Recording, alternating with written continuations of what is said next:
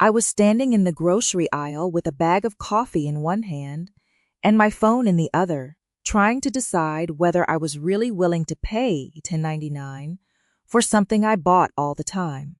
I had already checked the shelf twice, hoping I had missed a sale tag. I hadn't. We were almost out at home, so I put the coffee in the cart anyway. 3 days later, that exact same coffee showed up in the weekly ad for $7.99. It was only $3. Not enough to ruin a budget, not enough to make most people think twice, but it bothered me more than it should have, because this wasn't the first time it had happened. A week earlier, I had paid full price for butter because there was only half a stick left in the refrigerator. Before that, it was cereal. Before that, canned tomatoes. Nothing dramatic. Just ordinary groceries I knew we would use eventually. And that was what started bothering me. I thought I was already a careful grocery shopper. At 52, I wasn't walking into the store without a list. I wasn't filling the cart with expensive prepared meals every night. I checked sales. I used store loyalty discounts. I compared prices when I remembered. I cooked at home most of the time. I had even gotten pretty good at using what was already in the refrigerator before buying more. So why did I keep finding myself paying the highest price for things I bought over and over again? When I got home that afternoon, I put the groceries away and stood in front of my pantry longer than usual. There were 5 boxes of pasta on one shelf, 3 cans of black beans, 1 jar of peanut butter, no extra coffee, 7 cans of diced tomatoes, even though I couldn't remember the last time I had used more than 2 in a week. 2 open boxes of crackers were pushed behind a bag of rice. There was oatmeal I had bought during a promotion months earlier and forgotten about. My pantry looked full, but it wasn't actually helping me. That was the strange part. I had always thought a stocked pantry meant I was prepared. My mother kept a stocked pantry. My grandmother kept a stocked pantry. There was always flour, canned vegetables, pasta, rice, coffee, something in the freezer, and enough basic food that dinner didn't require an emergency trip to the store. But their pantries had a kind of rhythm to them. Mine didn't. Mine was mostly a collection of things I had bought because they happened to be cheap when I saw them. If pasta was on sale, I bought pasta. If canned soup was marked down, I bought canned soup. If peanut butter had a digital coupon, I bought 2 jars whether I needed them or not.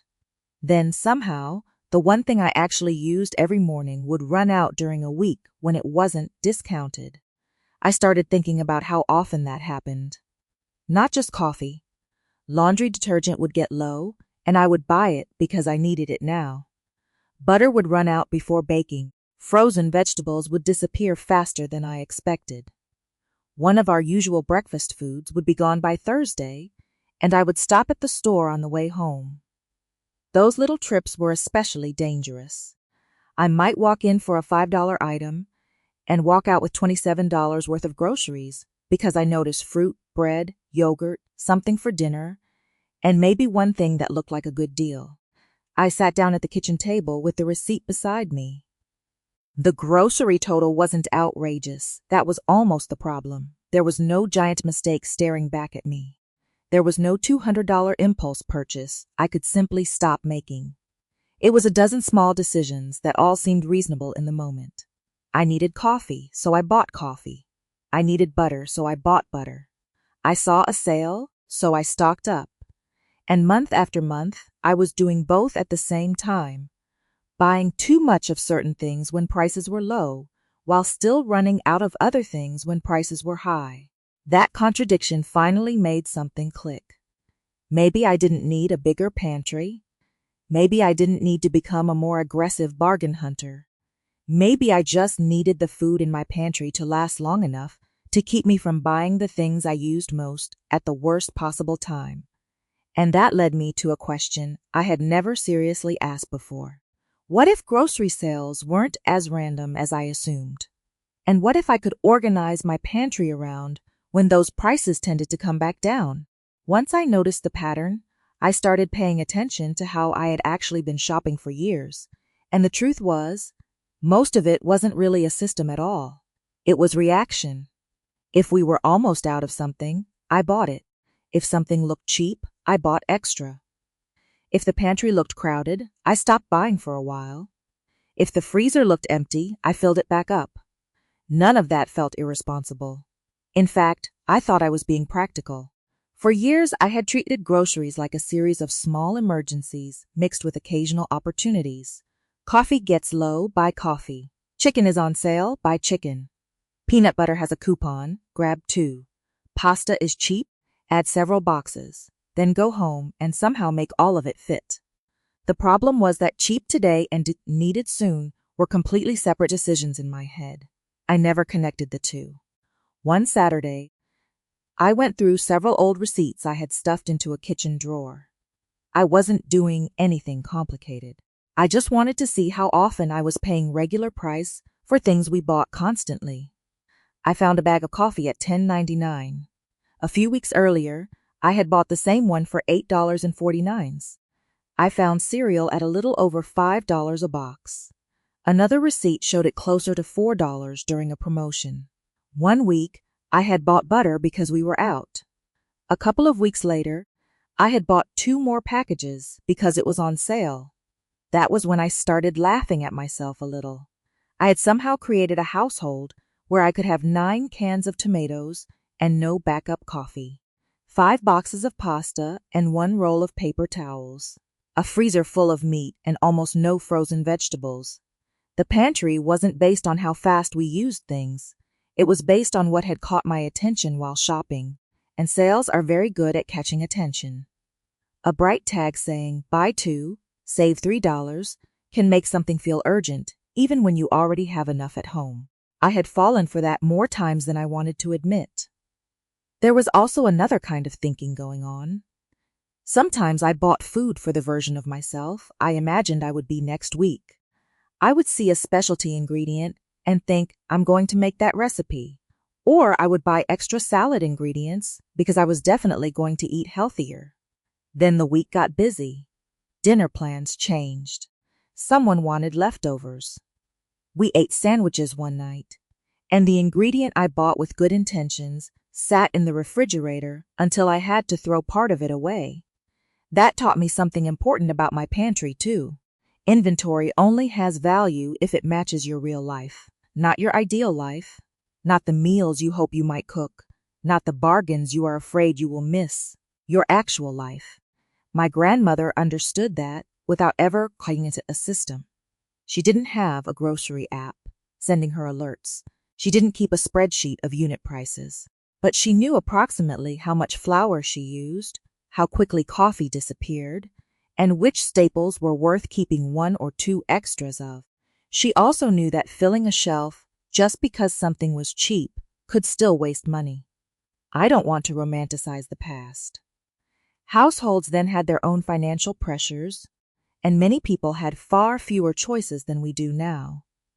But there was a kind of practical inventory awareness that I had lost. Somewhere along the way, I had confused a full pantry with a well-managed pantry. They are not the same thing. The more I looked at my habits, the clearer it became that I was shopping according to 2 emotions, urgency and opportunity.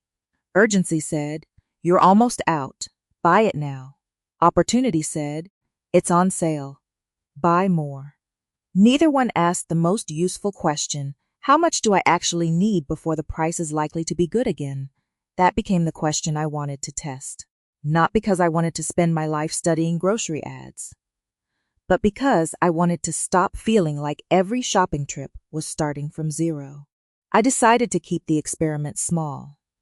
That was important because I knew myself well enough to know that if I turned this into some giant household inventory project, I would quit after 3 days. So I started with 12 things we bought over and over again: coffee, pasta, peanut butter, oatmeal, cereal, canned tomatoes, black beans, butter, cheese, frozen vegetables, chicken, and laundry detergent. I picked those because they had 3 things in common. We used them regularly. I could usually tell when the price was higher than normal, and running out of them often caused an extra trip to the store. I took a cheap notebook and made 4 simple columns: what I usually paid, what I considered a good sale price, how fast we used the item, and when I noticed it discounted again. That was it. No complicated spreadsheet. No coupon binder. No attempt to predict the entire grocery market. For the next several weeks, I started saving weekly ads and checking the store app before I shopped. At first, I wasn't even trying to change what I bought. I was just watching. That turned out to be useful, because I had assumed sales were much more random than they actually felt. Coffee would drop in price, disappear from promotion for a while, then eventually show up again. Pasta did the same thing. Cereal rotated through promotions. Butter and cheese seemed more uneven, but they still had stretches where the price was clearly better than other weeks. Meat was more complicated because the cut mattered and the discount could vary a lot. But even there, I started noticing that I didn't need to buy everything whenever I saw a red sale tag. The first item I tested seriously was peanut butter. We usually went through one jar every 2 to 3 weeks. I had 2 jars in the pantry. Normally, if I saw a good sale, I might have bought 4 more because I knew we would eventually use them. This time I stopped myself. If 2 jars already represented more than a month of peanut butter, how much did I really need before another decent sale came along? Probably not 6 jars. So I bought one. That felt almost strange. I was walking away from a sale on something we definitely used. For years, that would have felt like wasting an opportunity. But nothing bad happened. We didn't run out. Another promotion showed up before we were close to using the last jar. That was the first time the idea really made sense to me. I didn't need to own as much as possible at the lowest price. I only needed enough to carry us from one reasonable buying opportunity to the next. That became my basic rule. I started thinking of pantry food as a bridge. If we used 1 box of pasta a week, and I usually saw a good pasta price every few weeks, then 4 boxes might be plenty. If we used 1 bag of coffee every 12 days or so, then keeping 2 unopened bags during a good promotion could give me enough time to skip a bad price later. The number depended on the food and the household. That mattered. Someone feeding teenagers is going to move through cereal or milk very differently than a household of 1 or 2 adults. I wasn't trying to invent universal stock-up numbers. I was trying to understand our numbers. The freezer changed too. Instead of buying chicken because it was cheap and then figuring out what to do with it, I started asking how many meals were already sitting in there. If I had enough chicken for 3 dinners, and I knew we usually cooked chicken once or twice a week, I didn't need 5 more packages just because the price looked good. That was harder than it sounds. There is something satisfying about buying a product at a low price. It feels like winning. But I began to see that every extra item had a cost beyond the sticker price. It took up space. It tied up money. It could be forgotten, and it could convince me that I was prepared when the pantry was still unbalanced. After about 6 weeks, my shelves actually looked a little less impressive. There were fewer random extras, but the things we used constantly were there when we needed them. And I was making fewer last-minute purchases at whatever price happened to be on the shelf. I thought tracking the sales was going to be the main lesson. It wasn't. The more useful discovery came when I went back through the receipts and saw just how much those little full-price purchases had been adding up. When I finally sat down with the receipts, I expected to find 1 or 2 obvious mistakes. Instead, I found a pattern made almost entirely of small amounts.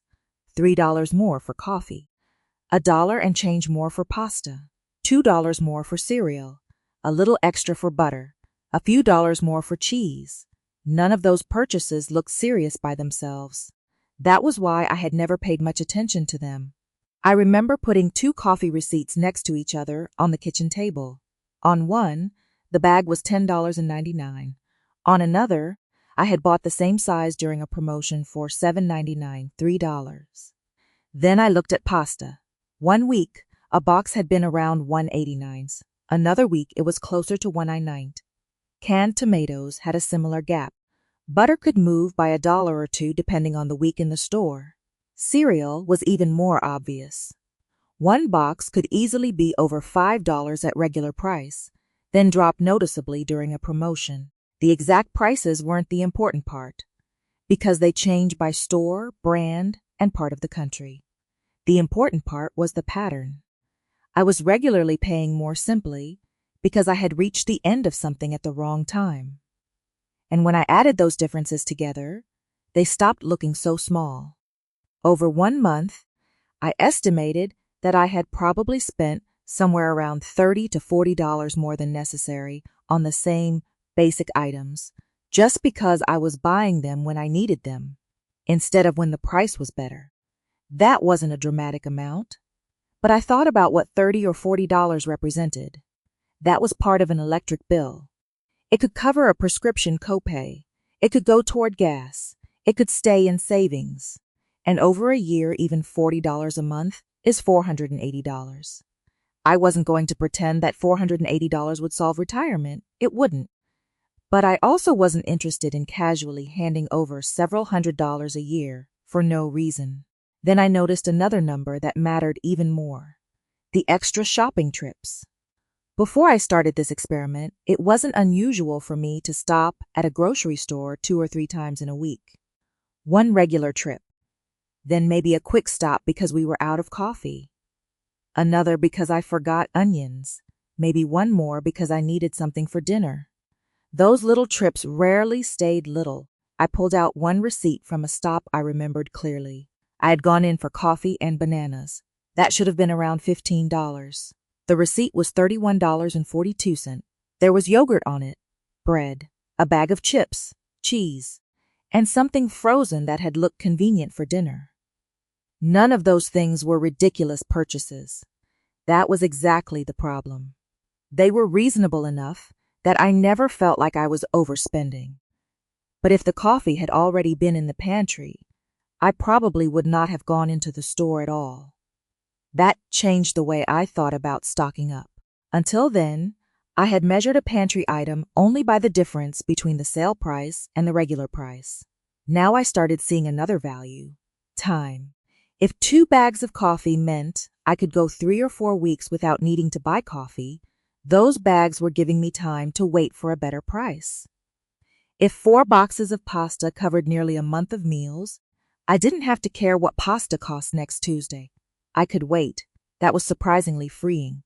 For the first time, I stopped seeing my pantry as a pile of food and started seeing it as a buffer between me and whatever price happened to be on the shelf that day. There was another benefit I hadn't expected. Meal planning got easier. Before, I would sometimes plan dinner around what I thought I had, then open the cabinet and discover I was missing one ingredient. That usually meant either changing dinner or making another trip. Once the pantry became more balanced, that happened less. If I planned spaghetti, I knew there would probably be pasta and canned tomatoes. If breakfast needed oatmeal or peanut butter, there was usually a backup. If I wanted frozen vegetables with dinner, I didn't have to discover that the last bag had been used 3 nights earlier. Nothing about this felt extreme. I wasn't buying 50 cans of anything. I wasn't driving across town to save 15 cents. I wasn't spending Sunday afternoon cutting coupons. I was just trying to keep the right amount of a small group of groceries on hand. After about 2 months, my spending had not collapsed. Some weeks were still expensive. Meat prices changed. We had guests once. I had to replace a few household items in the same week. Real life does not cooperate with a perfect grocery budget, but one thing had clearly changed. Full-price purchases of our regular staples were happening less often. The emergency trips were happening less often too. And the pantry was actually getting smaller. That surprised me most. I had assumed buying around sale cycles would mean more food in the house. Instead, I had less. I wasn't buying 6 boxes of something just because the price was low. I was buying enough to reach the next likely opportunity. That difference kept the shelves from getting crowded. For a while, I thought I had figured it out. Track the prices. Know roughly how fast we use things. Keep enough to get through the expensive weeks. Simple. Then I made the mistake that almost turned the whole system back into the same old habit. I started trusting the sale more than I trusted what was already in my pantry. The mistake started with a sale on pasta. It was a good sale, too, good enough that I felt that old little rush of satisfaction when I saw the price. By then, I had already spent several weeks tracking what we used and how often certain items went on promotion. I felt more organized. I felt like I understood the rhythm better. And that confidence made me sloppy. I already had 4 boxes of pasta at home. We usually used about 1 box a week. That meant I had roughly a month sitting in the pantry. But the sale looked so good that I bought 6 more. As I put them away, I had to move other things around just to make room. That should have been my warning. Instead, I told myself the same thing I had been telling myself for years. We'll use it eventually. And we did. Eventually. But before we got anywhere near the last box, pasta went on sale again. That was when I realized I had misunderstood my own system. The point was not to buy every time the price was low. The point was to buy when the price was low and my inventory was low enough to justify it. Those are 2 different things. A sale was no longer supposed to be an automatic signal. It was supposed to be information. That sounds obvious now, but it took me making the same old mistake in a new way to understand it. And pasta wasn't the only problem. Cereal taught me an even more expensive version of the same lesson. There was a promotion on a brand we liked, so I bought several boxes. I was thinking about the price. I was not thinking about how quickly we actually ate it. A few weeks later, 1 box had gone stale after being opened and forgotten behind another one. Technically, I had bought it cheaply. In reality, I had saved nothing. Throwing away discounted food is still throwing away money. That forced me to add another rule. Sales cycles only matter if they match consumption cycles. It doesn't matter how predictable the discount is if your household doesn't use the product fast enough. The freezer caused another problem. I had gotten pretty good at waiting for better prices on chicken and ground beef. So when I saw a good meat sale, I stocked up. Then another sale came, then another. Before long, the freezer was packed. I had packages stacked behind frozen vegetables, bread, and leftovers. One evening, I pulled out a package of chicken and found another one behind it that I had forgotten buying. That moment felt familiar. I had recreated the exact problem I was trying to fix. Too much of one thing, not enough visibility. Money sitting in food I wasn't even thinking about anymore. That was when I stopped asking only, "Is this a good price?" I started asking, "Do I have room for it? And will I use it before another good price comes along?" That second question saved me from a lot of unnecessary buying. I made mistakes on the timing too. At first, I started believing that if I saw coffee on sale every 4 or 5 weeks, then it would always come back on that schedule. It didn't. One cycle ran longer. Another promotion was for a different size. One week, the brand I usually bought wasn't discounted at all. I had planned too tightly. I ended up running low and buying 1 bag at a price I didn't love. For a moment, I felt like the experiment had failed. Then I realized I had turned a rough pattern into a promise. Grocery stores do not owe me a sale every 4 weeks. Promotions change, brands change, supply changes, seasonal demand changes. The point was never to predict the future perfectly. The point was to reduce how often I got trapped by the present. So I added a little breathing room. Instead of planning down to the last box or last jar, I kept a small buffer for the things we used constantly, not a 6-month supply. Just enough that I wasn't forced to buy the second something ran low. There was another mistake I didn't expect. I started checking too many stores. Once I became more aware of price cycles, I noticed that one supermarket might have coffee cheaper, another had butter on sale, and a third had a better price on chicken. For about 2 weeks, I tried to take advantage of all of it. That turned grocery shopping into a part-time job. One Saturday, I drove to 3 stores, trying to save a few dollars across several items. By the time I got home, I had burned extra gas, spent most of the morning shopping, and bought things at 2 of those stores that were not on my original list. I had saved money on the items I was tracking. I had probably spent more overall. That was an important correction for me. A lower price is not always a lower cost. Time matters, gas matters, attention matters, and every additional store is another place where I can make an unplanned purchase. So I stopped chasing every deal. I chose the stores I already used most often and treated anything beyond that as optional. If another store had an incredible price and I was already going that direction, fine. If I had to spend 45 minutes driving around to save $4, I skipped it. The biggest change in my thinking came when I finally accepted that I did not need to win every transaction. Sometimes I paid 50 cents more. Sometimes I missed a sale. Sometimes I bought one item at regular price because life got busy. That didn't mean the system was broken. It meant the system had to work in a real household. By then, I understood what had gone wrong with my first version. I had treated sales like commands. I had treated patterns like guarantees. I had focused too much on price and not enough on use. What I needed was something simpler. A small set of rules that told me not only when to buy, but when to stop buying. Eventually, I stopped trying to make the system smarter. That turned out to be the smartest thing I did. I had started with notes, sale patterns, receipts, and a growing list of observations. But if keeping the pantry organized required me to study grocery prices like a second job, I knew I would not keep doing it. So I reduced everything to a few rules I could actually remember while standing in the store. The first rule was simple.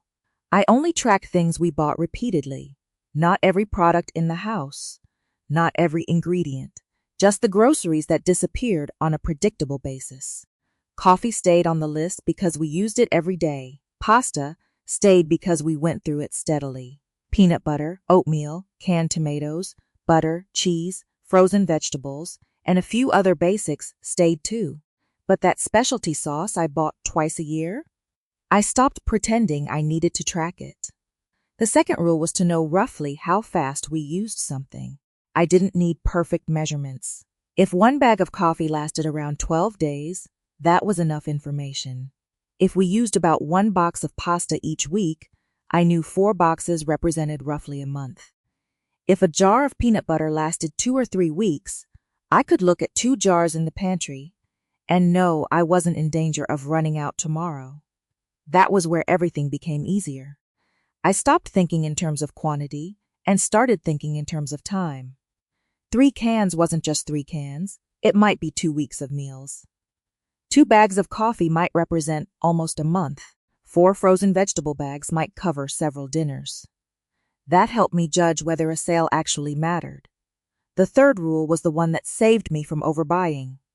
Every item needed a ceiling. For pasta, maybe I was comfortable with 4 to 6 boxes. For peanut butter, 2 or 3 jars. For canned tomatoes, perhaps 6 cans. The exact number wasn't important. What mattered was having a point where I could look at a sale and say, that's a good price, but I already have enough. I had never been very good at that sentence before. A good deal used to feel like something I was supposed to act on. Now I could admire the price and keep walking. That felt like a small financial superpower. The fourth rule was to separate a good buying price from an emergency buying price. If we had enough coffee for 2 weeks and I saw a good promotion, I might buy it.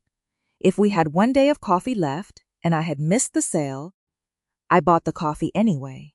I was not going to make the household miserable over $3. This was supposed to make life calmer, not turn every grocery decision into a test of discipline. That distinction mattered. There are prices I prefer to pay, and there are times when I simply need the product. Frugality works better for me when I allow both realities to exist. The fifth rule became my favorite. Check the pantry before checking the weekly ad. That completely reversed my old shopping behavior. Before, I would look at the sales first and let the store tell me what was worth buying. Now I looked at home first. What was actually getting low? What had plenty left? What had been sitting there too long? Only then did I look at the ad. The pantry created the need. The sale only helped me decide the timing. That one change probably prevented more unnecessary purchases than anything else I did. It also made the grocery store feel less persuasive. A bright sale tag could still catch my eye, but it no longer automatically earned a place in the cart.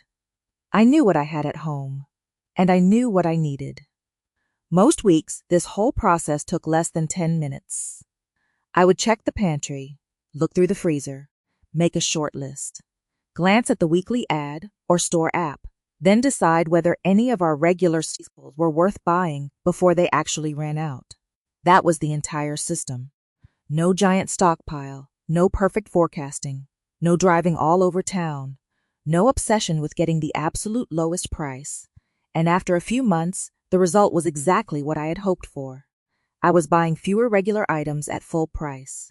I was making fewer emergency trips. I was throwing away less. The pantry was easier to see into. And strangely, I felt less pressure when prices went up for a week. I didn't always have to react immediately. I could wait. That turned out to be the real value of the pantry. It wasn't just holding food. It was giving me time to make a better decision. After a few months, I realized the biggest change wasn't sitting on a grocery receipt. It was in the way I felt before I went shopping. I wasn't opening the pantry and thinking, what am I out of? I was asking, what do I already have enough of? And what will I actually need before the next good buying opportunity? That sounds like a small difference. At 52, though, I've started appreciating small differences. There are enough financial decisions at this age that I cannot control. Insurance costs what it costs. The electric bill can surprise me after a hot month. The car can need a repair at exactly the wrong time. A medical bill can show up that I wasn't expecting. Property expenses, family needs, retirement contributions, home maintenance. There always seems to be another place for money to go. I cannot control all of that, but I can control whether I walk into a grocery store because I suddenly discovered we are completely out of coffee. I can control whether I buy 6 boxes of something simply because a yellow tag makes me afraid the price will never be that low again. I can control whether food gets buried in the back of the cabinet until I forget it exists. And after years of feeling like money was constantly leaving in 10 different directions, that little bit of control started to matter. I used to think frugality meant finding the cheapest possible version of everything. Now I think differently. Sometimes frugality is simply giving yourself enough time that you don't have to make an expensive decision under pressure. That was what my pantry had become. A buffer, not an emergency stockpile, not a room full of food. Just enough of the things we genuinely use to keep one empty package from becoming an urgent shopping trip. I started thinking again about the kitchens I grew up around. My grandmother never talked about grocery sales cycles. She would have laughed at that phrase, but she understood the principle. When something she regularly used was priced well, she might buy an extra 1 or 2.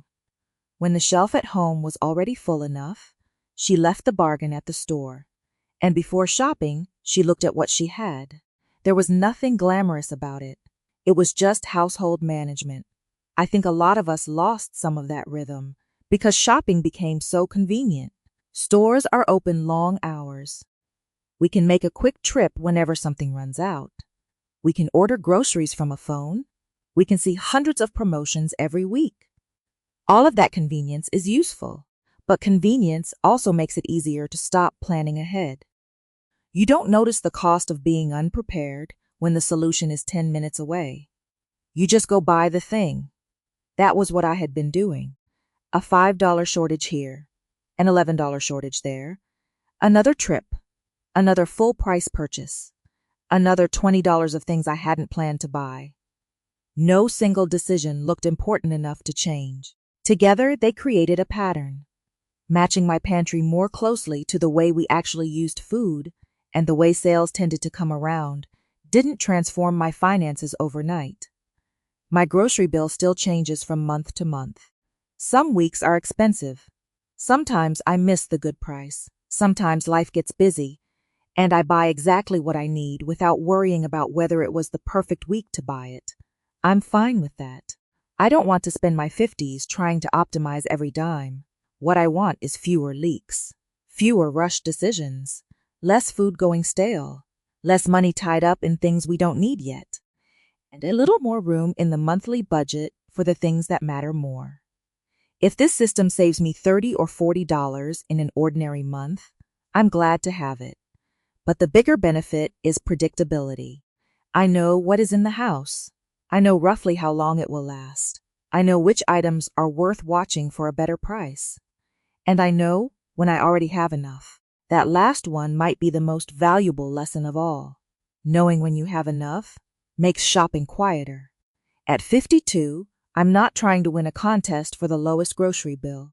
I'm trying to build a household that feels easier to manage.